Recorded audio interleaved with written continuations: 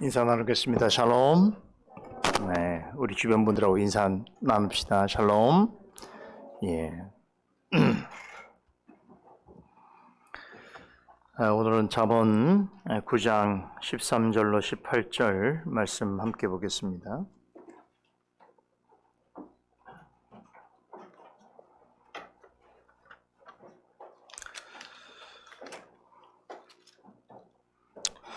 잠언 9장 13절에서 18절 말씀까지입니다. 우리 한 목소리를 읽도록 하겠습니다. 미련한 계집이 떠들며 어리석어서 아무것도 알지 못하고 자기 집 문에 앉으며 성읍 높은 곳에 있는 자리에 앉아서 자기 길을 바로 가는 행객을 불러 이르되 무릇 어리석은 자는 이리로 돌이키라. 또 지혜 없는 자에게 이르기를 도적질한 물이 달고 몰래 먹는 떡이 맛이 있다 하는도다.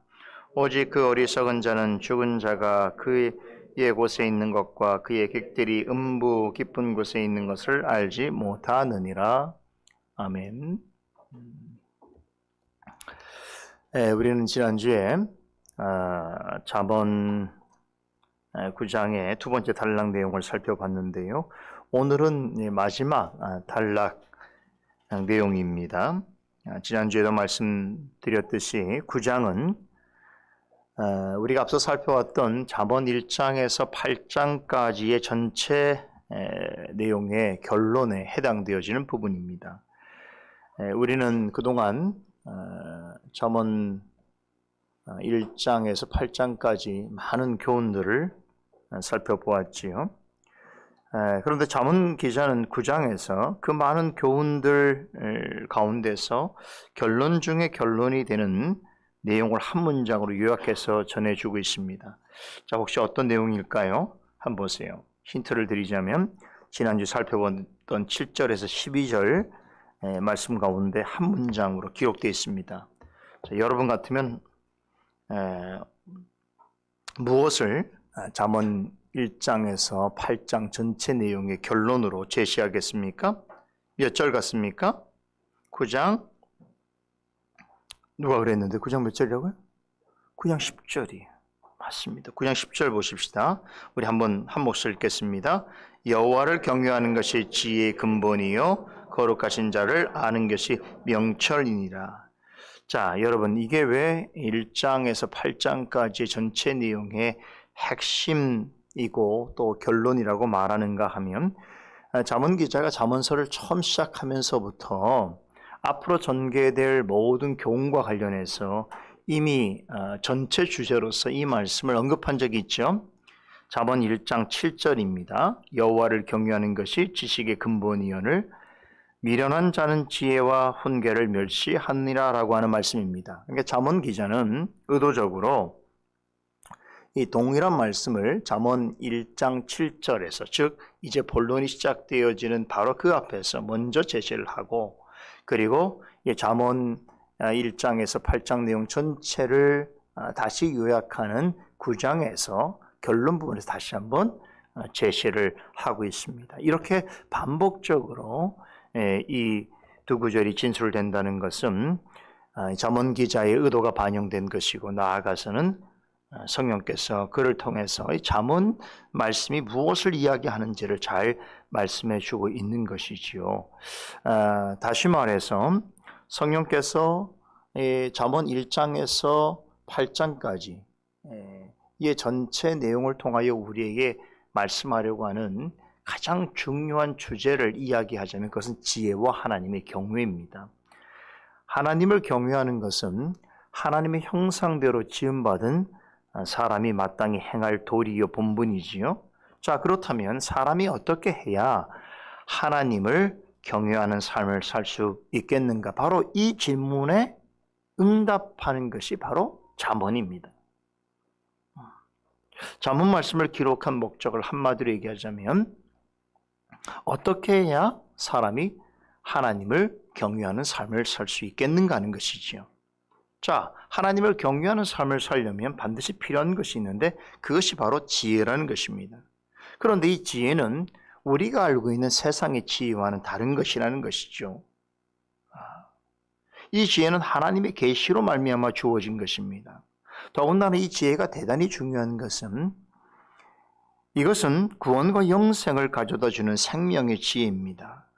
자, 이렇게 말하면 이 땅에서 발견할 수도 없고 또 사람들에게서 나오는 지혜도 아닌 이 지혜를 얻는다는 것은 대단히 어렵고 어쩌면 어떤 특별한 사람에게만 주어지는 것 같은 생각을 할 수 있는데 잠언 기자는 계속해서 우리에게 무엇을 말해주고 있습니까? 이 생명의 지혜는 모든 사람에게 개방되어 있다는 것입니다. 가치로 따지자면 이 세상에 있는 그 어떤 보물과도 비교할 수 없을 정도로 고귀하고 탁월합니다. 그 값어치는 무엇으로도 따질 수가 없습니다. 그런데 하나님께서는 이 지혜를 어떻게 하신다고요? 값없이 사람들에게 주신다는 것이죠. 그래서 누구든지 이 지혜를 얻기를 간절히 원하고 찾는다면 소유할 수 있다고 하십니다. 이 지혜를 가진 사람은 진실로 하나님을 경외하는 삶을 살 뿐만 아니라 영원한 생명을 맛보아 누릴 수 있다는 것이죠. 자, 이것이 잠언에서 가르치고 있는, 반복해서 가르치는 굉장히 중요한 진리인데, 그렇다면 우리가 사는 현실은 어떻습니까? 하나님께서 이 세상의 그 어떤 보화보다도 귀하고 탁월한 또한 우리의 영혼의 생명까지 제공해 주는 이 지혜를 값없이 준다고 하시는데도, 그렇다면 모든 사람들이 이 지혜에 대해서 관심을 가지고 그것을 가지려고 애를 쓰는가? 잠언 기자가 반문합니다. 그렇지 않다는 것이죠. 이 지혜에 대해서는 항상 두 종류의 사람으로 나뉘어집니다. 하나님이 주시는 지혜에 대해서 관심을 가지는 사람이 있는가 하면 전혀 관심을 보이지 않는 사람이 있다는 것이죠. 그래서 잠언 기자는 전자의 사람을 지혜 있는 자라고 하고 후자의 사람을 어리석은 사람이라고 부릅니다. 지혜 있는 사람은 지혜를 주시려고 부르시는 하나님의 초청에 대해서 아주 적극적으로 반응합니다. 기쁨으로 감사함으로 반응합니다. 하나님께서는 그런 사람을 말씀으로 초대하십니다. 그래서 지혜 있는 사람은 하나님의 말씀을 소중히 여길 뿐만 아니라 설령 그 말씀이 자신의 잘못을 책망하고 훈계할지라도 기꺼이 말씀을 받아들이고 즐거이 순종하려 합니다. 하지만 어리석은 사람은 어떻습니까? 하나님의 말씀에 대해서 늘 거부하고 거절합니다. 특별히 훈계와 책망의 말씀은 싫어합니다. 하나님의 말씀을 전하는 수단으로 삼으시는 사람과 교회를 멸시합니다. 그 결과 지혜로운 사람은 점점 더 지혜로운 삶을 살게 되지만 어리석은 사람은 더욱더 지혜 없는 삶을 살아가게 된다는 것입니다. 따라서 지혜로운 사람은 이 땅에서 하나님을 경외하는 삶을 살게 되고 죽어서도 주님과 함께 영원한 생명을 누리게 될 것이지만 어리석은 사람은 이 땅에서 하나님이 보시기에 참으로 거만하고 악하게 살다가 죽어서는 영원한 형벌을 겪게 되는 것입니다. 지난주에 우리가 살펴봤던 9장 11절에서 12절 이 내용이 이 사실을 잘 요약해 주고 있습니다. 잠언 기자는 특히 12절에서 지혜를 주시려고 부르시는 하나님의 초청에 반응하는 두 종류의 사람에 대해서 이야기합니다. 지혜를 순전히 받아들이는 사람은 그 지혜로 하여금 하나님이 주시는 은혜와 축복을 받아 누리는 삶을 살아가게 되지만 그렇지 않고 거만하여서 지혜를 거부하는 사람은 결과적으로는 돌이킬 수 없는 위험을 초래할 것인데 영원한 해를 당하게 될 것이라고 하는 경고의 말씀으로 잠언의 9장의 내용이 맞춰지게 됩니다. 자, 그러면 우린 여기서 한 가지 질문을 가지게 되는 것이죠. 하나님이 주시고자 하는 지혜를 거절하는 것은 이처럼 돌이키기 어려운 심각하고 치명적인 결과를 가져오는 일임에도 왜 사람들은 하나님의 초청을 거절하는가 하는 것입니다. 자, 오늘 9장에 남은 마지막 본문은 이 질문에 대해서 답해주고 있습니다. 사실 우리가 지난주에 배운 내용에서 잠언 1장에서 8장까지 무엇을 말하려고 하는지에 대한 결론이 다 제시되었습니다. 그런데 오늘 추가적으로 우리가 살펴보게 되는 본문 말씀은 약간의 추가 설명이라고 할까요? 아니면은 약간 부록 같은 느낌을 주는 내용입니다. 그런데 재밌는 것은 제가 방금 전에 왜 사람들은 하나님의 초청을 거부하는가라고 하는 질문을 던졌는데, 이 질문에 답하기 위해서 오늘 잠언 기자는 다시 한번 초청에 관한 비유를 언급하고 있습니다. 자, 앞선 단락에서 지혜가 사람들을 초청하는 이야기를 전했지요. 그런데 이번에는 어리석은 사람들이 누군가에게서 초대를 받는 이야기를 하고 있습니다.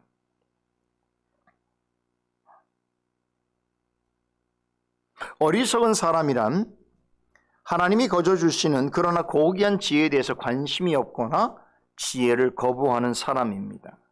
그런데 어떤 사람은 하나님이 지혜로 부르는 초청에는 무관심으로 일관하고 또 적극적으로 거절하다가도 다른 누군가의 초대에 대해서는 대단히 민감하고 귀를 기울이고 따라간다는 것입니다.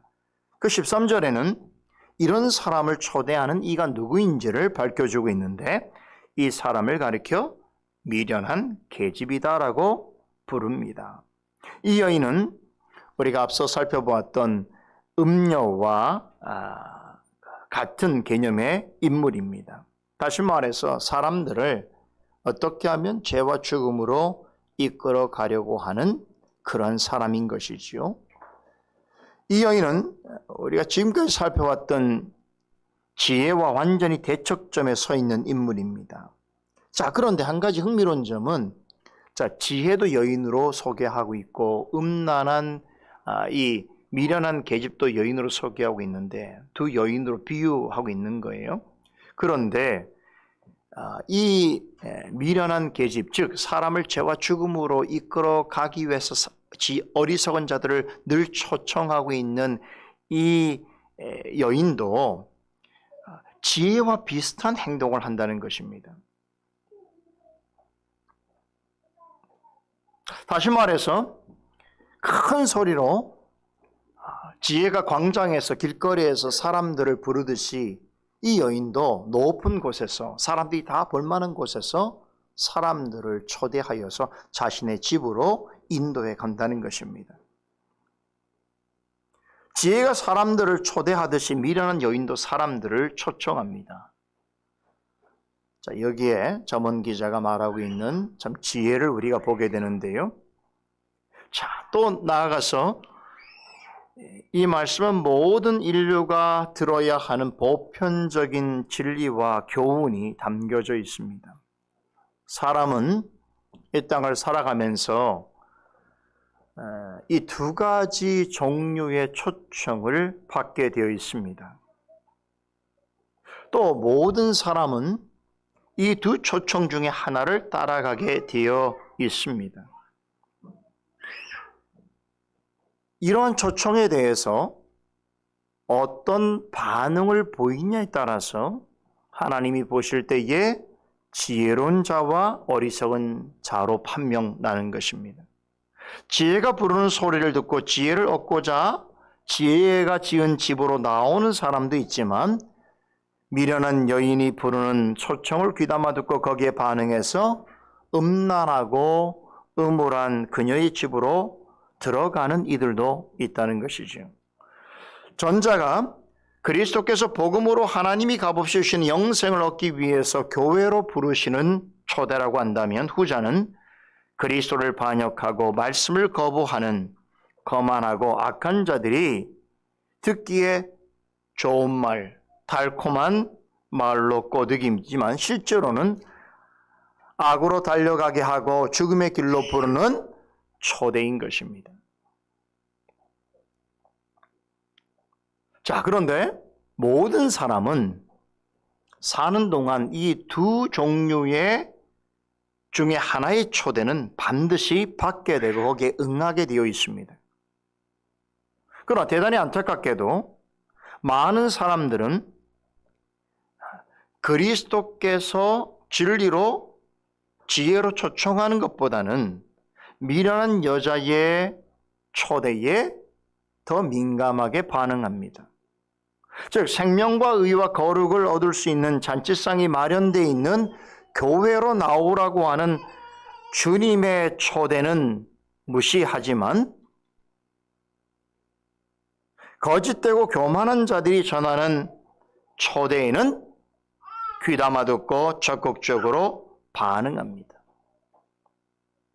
이런 모습을 이미 저번 7장에서는 음녀가 자기 문 앞에서 지나가는 사람들을 기다리다가 그 집 앞에서 서성대는 한 사람을 붙잡고 달려가서 그에게 입을 맞추고 좋은 분위기에 또 좋은 비단 이불이 깔려있는 자기 집안으로 이끄는 모습으로 비유적으로 설명했습니다.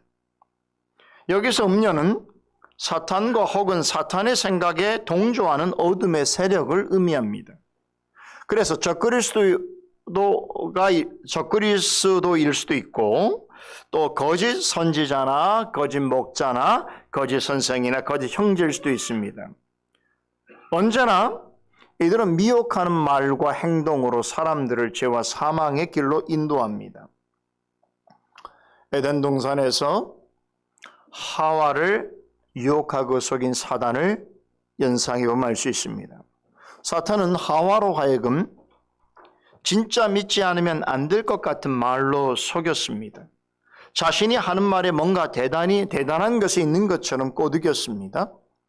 본문에 나오는 미련한 여인도 아주 비슷한 태도로 사람들을 죽음의 길로 이끕니다. 13절에 보면 이렇게 번지르한 말과 행동으로 사람들을 미혹하는 이 여인의 참 모습이 어떠한가를 폭로해주고 있는데요. 13절에 보시면 사실 그녀는 대단히 말을 할 때 듣는 사람으로 하여금 무언가 대단한 뭔가가 있는 것처럼 아주 화려한 언변과 또 거창한 몸짓을 사용하면서 정말 진실을 말하는 것처럼 그렇게 행동하지만 실제로는 대단히 어리석어서 스스로 제대로 아는 것도 없이 떠들어대는 것입니다. 듣기에 좋은 말과 보기에 좋은 몸짓으로 사람들을 애써 불러 모으지만 그것은 지혜를 흉내낼 뿐이지 그 어디에도 진실은 없을 뿐만 아니라 실상 그녀는 대단히 무지하고 교만합니다.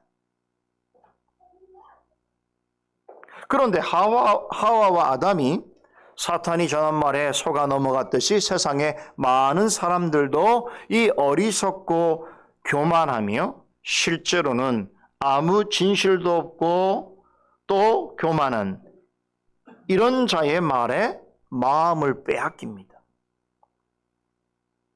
자극적이고 현란한 말들이 가득하지만 실속은 하나 없는 도리어 죽음과 영벌을 가져다주는 어리석고 교만한 자들의 초대에 쉽게 반응한다는 것입니다. 본문 17절에는 이들이 어떤 말로 사람들을 부르는지를 전해주고 있습니다. 자신들의 말에 속아 넘어간 어리석은 자들을 향해서 뭐라고 말합니까? 도적질한 물이 달고 몰래 먹는 떡이 맛있다라고 외칩니다. 놀랍게도 거짓 복음을 전하는 자들은 하나님을 대적하면서도 참된 복음을 전하는 하나님의 말씀을 모방하고 흉내내고 있습니다. 우린 이 사실을 9장에서 이미 지혜가 어리석은 자들을 향해서 어떻게 초청하는지 그 말씀을 통해서 우리는 확인해 볼 수 있습니다. 9장 5절 6절에 보면 너는 와서 내 식물을 먹으며 내 혼합한 포도주를 마시고 어리석음을 버리고 생명을 얻고 명철의 길을 행하라라고 지혜는 어리석은 자들에게 권면하였습니다. 이 말씀을 듣고 하나님의 집인 교회로 나오는 자들을 위해서 하나님께서는 생명의 양식을 배불리 먹을 수 있도록 영적 잔치상을 항상 배설해 주십니다. 하나님의 집을 통해서 제공해 주시는 영적 양식을 먹고 마시는 사람은 지혜를 얻게 될 뿐만 아니라 영생을 맛보아 누리게 됩니다. 자, 그런데 지혜가 이렇게 하는 것을 이 음녀도 그대로 모방하고 따라합니다. 그래서 자신의 말을 듣고 자신의 집으로 오는 사람은 배부름을 얻고 풍성함을 경험할 것이라고 소리를 칩니다. 그렇다면 음녀가 자신의 말을 듣고 자기의 집으로 나오는 사람들에게 제공해 주겠다라고 하는 음식이 무엇인가요? 그것이 바로 도적질한 물과 몰래 먹는 떡입니다. 지혜가 사람들을 초청하는 것을 보고 이 음녀도 어떻습니까? 사람들을 비슷한 방법으로 초대한다는 것이.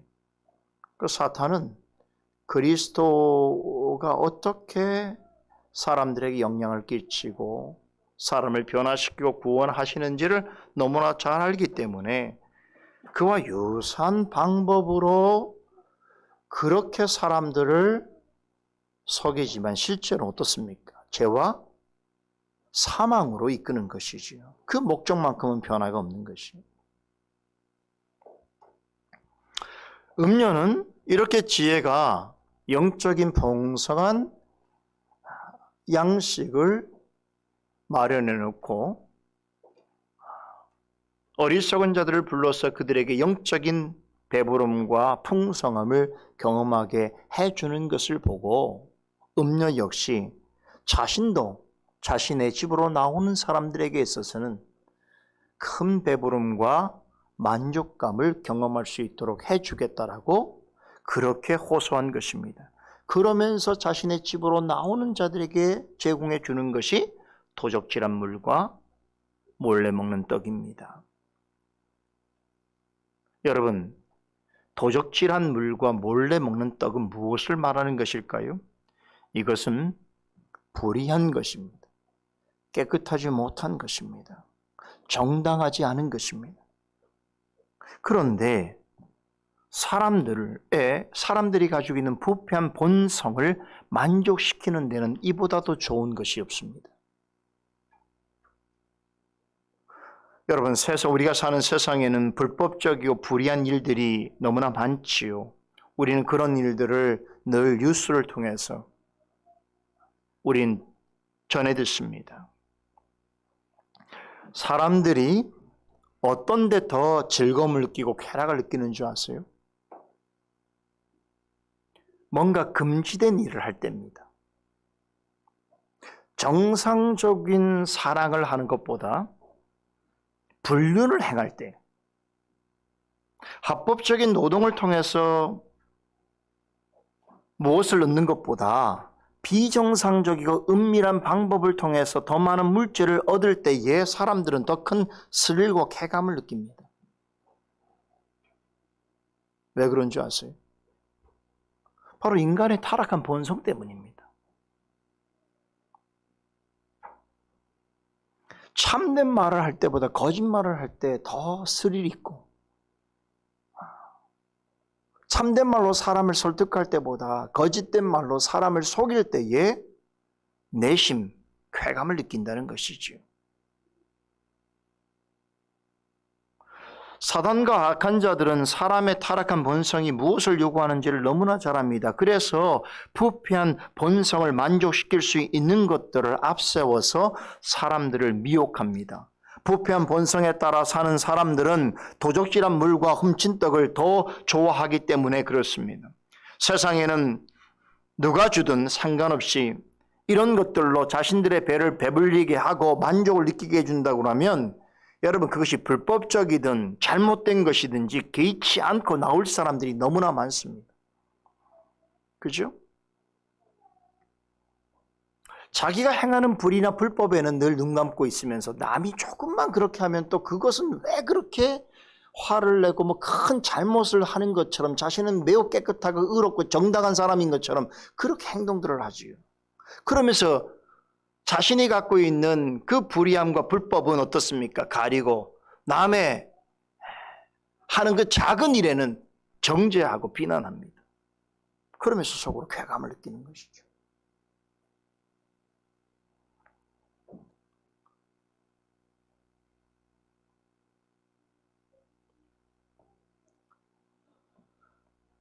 사탄은 이런 것을 너무나 잘 알고 있기 때문에 사람들이 자신의 배를 배불리고 또 자신의 만족을 삼는 일에 관심을 갖고 이런 일이야말로 인생의 지혜라고 생각하고 있는 그런 사람들 어떻습니까? 무차별적으로 초대하는 것입니다. 예나 지금이나 많은 사람들이 이런 것을 세상을 사는 즐거움과 지혜로 생각하면서 악하고 거만한 자들의 초청에 응합니다. 본문 18절은 미련한 여인의 이러한 가증하고 은밀한 초청에 응하여 결국 그녀의 집으로 가서 그녀가 제공해주는 불의하고 불법적인 것들을 양식으로 삼고자 하는 자들이 맞게 될 최종적인 결말이 어떠한지를 엄중하게 경고하면서 잠언 9장의 교훈을 마무리하고 있습니다. 자, 다 같이 18절을 보십시다. 한번 읽어보겠습니다. 오직 그 어리석은 자는 죽은 자가 그의 곳에 있는 것과 그의 객들이 음모 깊은 곳에 있는 것을 알지 못하느니라. 자, 여기에서 어리석은 사람이란 미련한 여인의 초대를 받아서 그녀의 집까지 따라온 사람들이죠. 놀랍게도 그녀의 집에는 어떤 사람들이 수두룩했습니까? 이미 죽어있는 자들이 수두룩한 거예요. 죽은 시체들이 가득한 거예요. 예, 사람을 부를 때는 아주 외모를 꾸미고 현란한 말을 하고 또 육체를 드러내고 그러면서 사람들을 자기네 집으로 꼬드겼는데 막상 들어가 보니까 뭐가 가득합니까? 그녀의 집엔 이미 죽은 사람들의 시체가 가득하고 그녀의 집은 지옥의 깊은 음부의 깊은 웅덩이 같다고 그랬죠. 무슨 얘기입니까? 한번 들어가면 도저히 빠져나올 수 없는 지옥 같은 곳이에요. 이것은 이 세상에서 하나님 앞에서 어리석은 삶을 고집하면서 살아간 사람들이 맞이하게 될 최후 심판 이후의 모습에 대한 비유입니다. 모든 사람은 죽으면 천국이든 지옥이든 두 곳 중에 한 곳에 가게 되어 있습니다. 요즘은 이렇게 말하는 걸 사람들이 싫어합니다. 교회에서도 이런 말 이제 안 하려고 합니다. 천국, 지옥 얘기 안 하려고 합니다. 물론 아주 잘못된 이상한 그런 이단이나 사이비들이 워낙 이런 말을, 이런 성경의 개념들을 잘못 활용하고 있기 때문에 또 이렇게 막 사용하는 것이 약간 부담스러운 면이 우리에게 없지 않아 있음에도 불구하고 성경은 명백하게 사람은 죽으면 둘 중에 한 곳을 간다고 말씀합니다. 중간 길이 없어요. 연옥은 없습니다. 제3의 길은 없습니다. 천국과 지옥 중에 한 곳을 가게 되어 있습니다.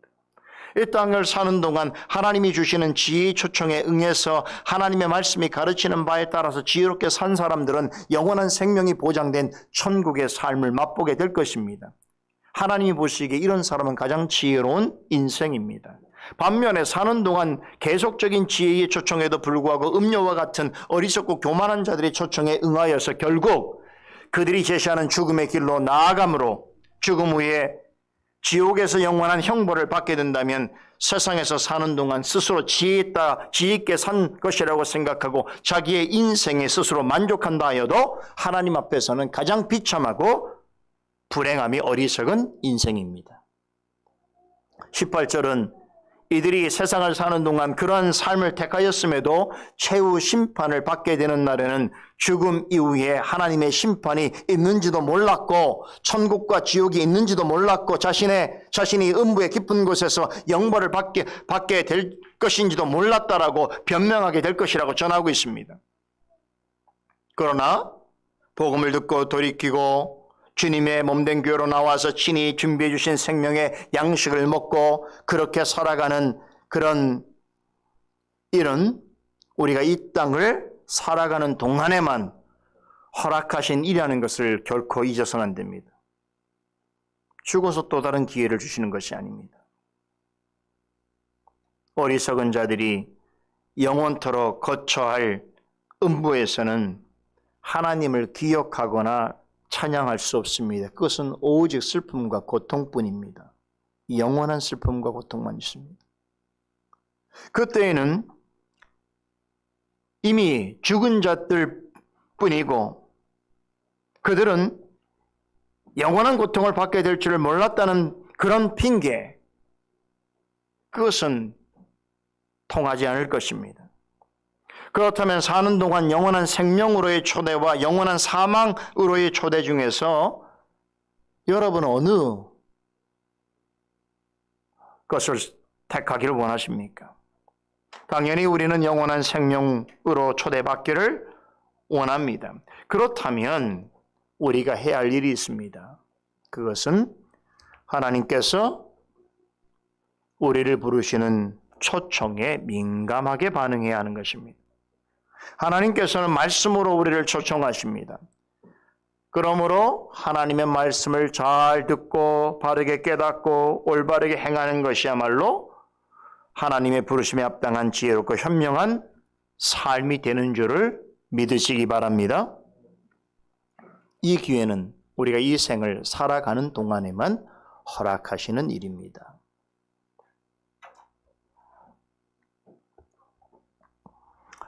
이렇게 잠언 1장에서 9장까지의 내용은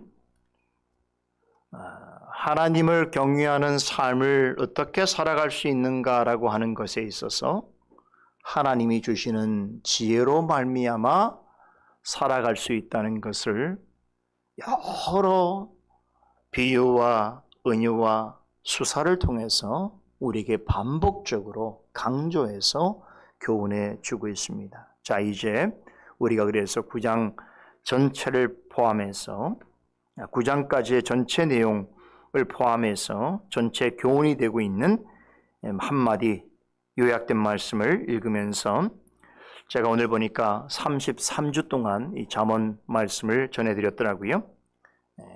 지금까지 우리가 살펴봤던 잠언 1장에서 9장까지는 잠언 전체에서 큰 한 부분의 이야기예요. 다음 주부터 살펴볼 10장은 또 다른 이야기가 진행됩니다.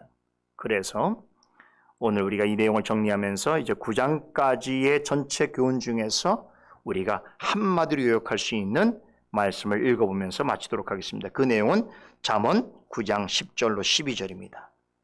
우리 한 목소리 읽고 마치겠습니다. 9장 10절에서 12절 말씀 함께 읽습니다. 지혜 있는 자에게 죄송합니다. 잠언 9장 10절입니다.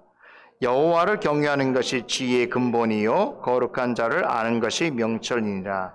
나 지혜로 말미암아 내 날이 많아질 것이요 내 생명의 해가 더하리라. 내가 만일 지혜로우면 그 지혜가 내게 유익할 것이나 내가 만일 거만하면 내 홀로 해를 당하리라. 아멘. 기도하겠습니다. 하나님, 매주일 아침마다 하나님께서 우리에게 주신 지혜의 말씀인 잠언을 통해서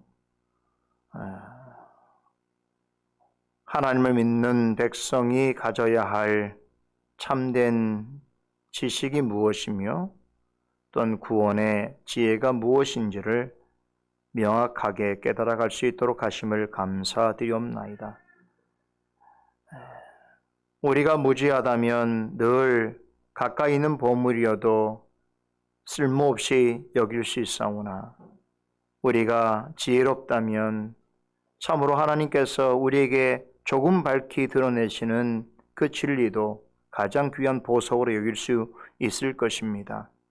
사랑하는 주님의 백성들이 이 지혜의 말씀을 듣고 하나님의 지혜를 사모하게 하여 주시고 지혜를 얻기 위하여 하나님 말씀을 늘 귀담아 듣고 깨달음을 얻고 나아가 하나님이 주신 이 땅에서의 부르심의 생을 겸손하고 감사하게 정직하고 진실하게 살아갈 수 있도록 도와주시옵소서.